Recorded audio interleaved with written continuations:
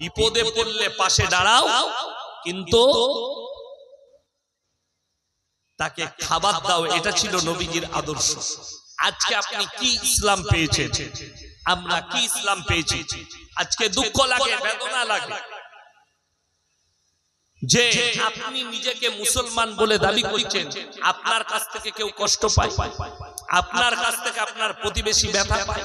আজকে আপনি সমাজে তাকিয়ে দেখুন, একটা ড্রেনের জন্য দু ভাই মারামারি। ঠিক বললাম না? গ্রামের পানি যাবে, প্রতিবেশীর পানি যাবে, একটু বাড়ির পেছন দিয়ে বয়ে যাবে, মানুষ সেই পানি যেতে দিবে না।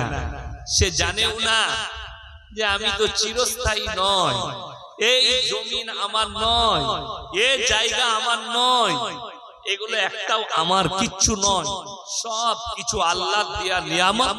আমি মরে যাব, এর মালিক কেউ হবে,